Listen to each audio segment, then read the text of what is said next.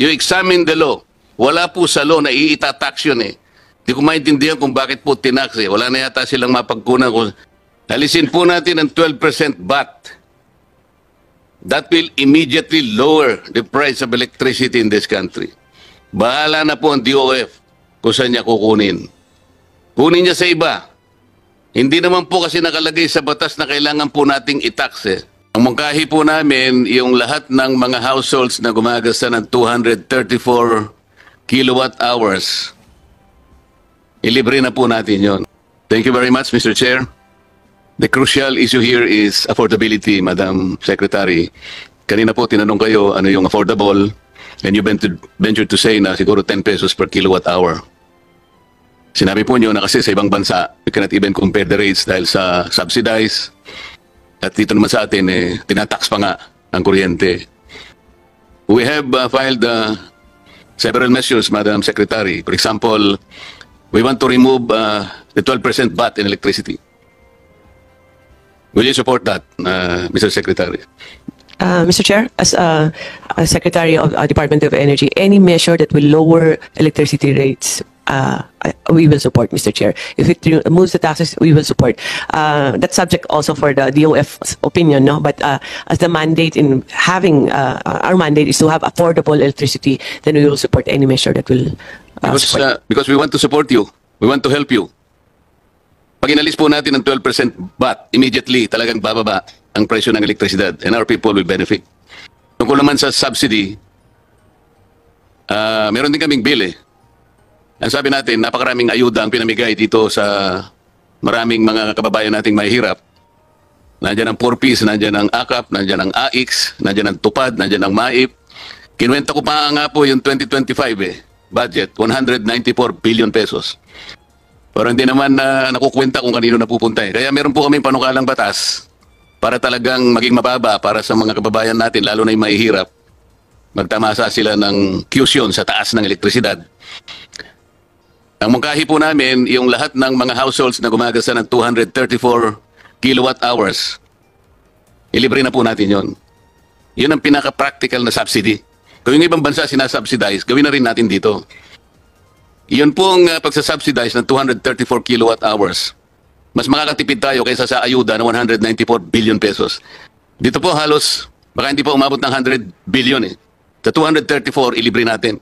Yung lifeline rate kasi, Madam Secretary, alam naman po ninyo, yung 100% na nalilibre, yun lang gumagamit ng 20 kilowatts. E de parang pinagsindi mo lang ng ilaw sa isang araw.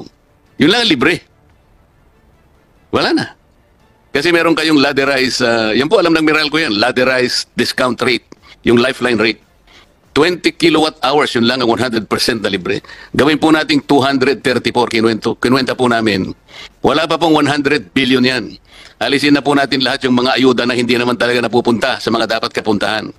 5.5 million households ang mahihirap. Katumbas po yan ng about 25 million poor Filipinos. Yung pagtanggap po ng ayuda hindi po talaga napupunta. Wala pong record na malinaw na napunta sa kanila. Ito po practical. Walang corruption, diretso sa kanila, walang magpapasika. Nakala mo galang sa bulsa nila yung mga akap. Lalo na nung panahon ng eleksyon po itong nakaraan.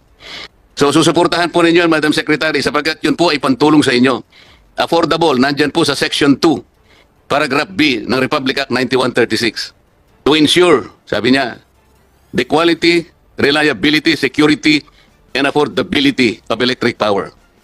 So hanggat hindi po natin natutupad yung affordability, yun pong EPIRA ay pinasa 2001.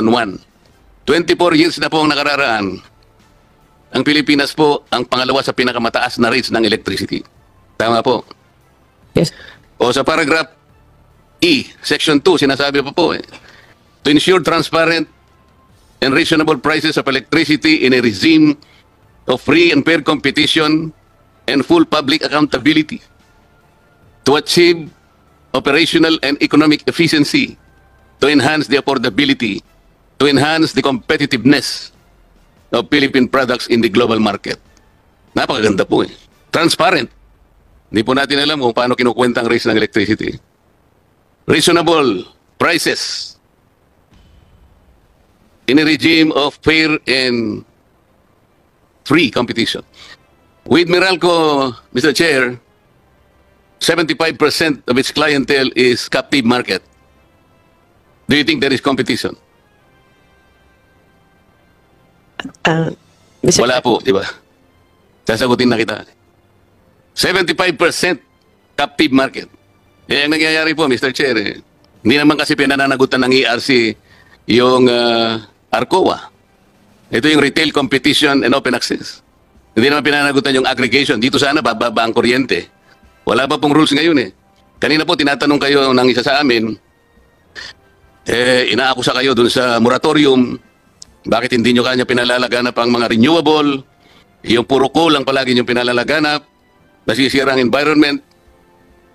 Kasi po, sa ayaw natin at sa gusto, Mr. Chair, kaya po coal ang ginagamit natin ngayon, saka diesel, kahit na mahal at saka marumi, ito lamang magsusustain ng ating base load. Tama po? Yes, Mr. Chair. Kahit na napakaganda po ng ating layunin sa renewable energy cannot sustain the base load in this country. Tama po? Yes, Mr. Chair. O, yan nga po eh. Bakit po kasi meron tayong Semirara? Meron tayong coal sa Semirara. Bakit po in-export natin yun? Ba't hindi po yun ang ginagamit natin, Mr. Chair? Mr. Chair, the report that we get from the power plants is their technology is not fit for the quality of Semirara coal, Mr. Chair. Hindi po. Na-export po eh. Tanong ko eh. Binebenta po natin, samantalang pwede natin gamitin dito para makatipid tayo. Yung tinatanong po natin, anong klaseng policy? Nakaka-produce tayo ng coal, imbes na gamitin natin, binebenta natin. Tayo ngayon na nag-i-import. Di ba baligtad po yun?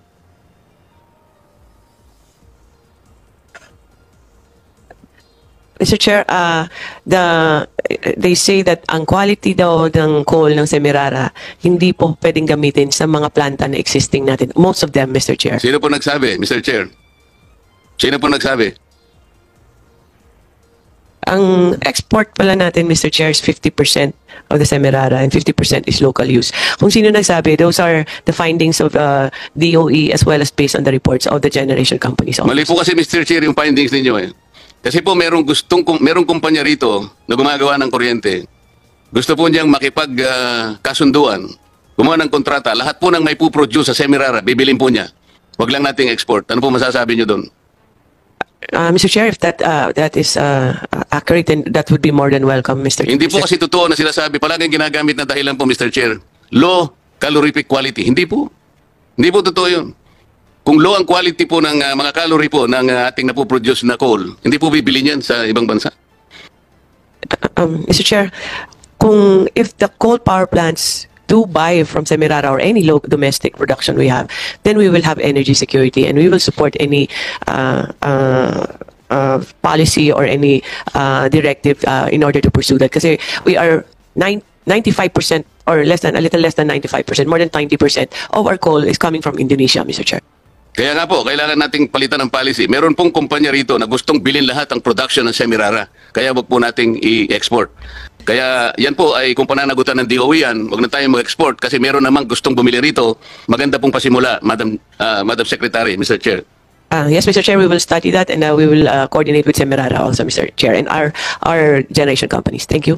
Dito po sa paragraph C, nung batas na sinasabi ko, meron pa po ang binabanggit na ganito, to protect the public interest as it is affected by the rates and services of public utilities and other providers of electric power. Importante po talaga eh. Yung lamang pong competitiveness po ng produkto natin, pag napababa natin ang electricity, talagang may enhance kagaya po ng objective. Isipin po ninyo, ang cement plant po natin, 70% ng kanyang production cost, elektrisidad po. Yung mga ice plant and cold storage po, 60% ng kanilang production cost, elektrisidad. Kaya kapag bumaba po ang kuryente, pag tinanggal po natin ng 12% VAT, talaga pong magiging maligaya po. Hindi lang ang ating mga households, pati po yung ating mga businessmen. Paano po ba kinukwenta? Kanina po tinanong kayo ni Senator Amy, yung tungkol sa rate regulation. Paano po ba yung magandang patakaran kung paano i-regulate ang rate ng electricity? Mr. Chair, rate regulation is currently with the ERC, which is under the Office of the President. So we try to be separate and independent from each other, Mr. Chair. Kasi po, ang ERC po, maski siya hindi niya sinusunod yung charter niya. Sinasabi kasi ron, di ba, yung pinaka least cost manner ang sinasabi niya. To produce electricity in the least cost manner. Pero hindi yun ang hinahanap niya eh. Ako nga po sa isang consultation, nag-appear po ako para makatulong eh. Kasi po yung ARPs nila, yung asset-based, doon po nakasalalay talaga eh.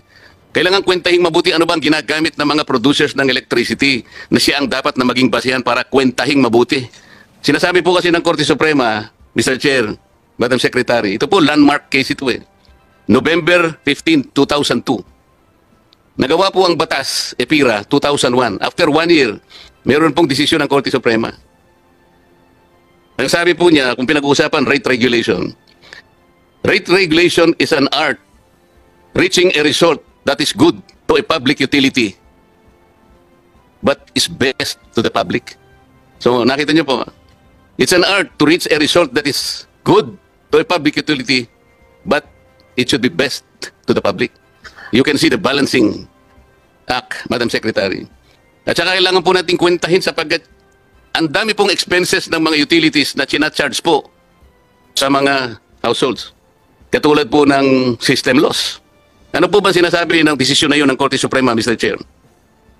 To charge consumers for expenses of a public utility which do not relate to the benefit and service to the consumers derived from this public utility is unjustified and inequitable. Maliwanag po yun eh. Madam Chair, sinabi pa po ron, the requirement of reasonableness. Kasi sabi rito eh, reasonable rates of electricity. The requirement of reasonableness comprehends such rates which must not be too low to be oppressive or too high. No, not be too low to be confiscatory, but not too high to be oppressive. How do you balance that, Madam Secretary? Mr. Chair, I think the balance is as explained by good Senator, but it is indeed difficult art that they are trying to achieve. But with the new chair of ERC, recently appointed, maybe the balancing will be faster and better, Mr. Chair. So, Madam Chair, we will help you. But you will help us. If you can convince the President of the Philippines na isama po natin sa LEDAC yung dalawang measures na sinasabi namin. Alisin po natin ang 12% VAT.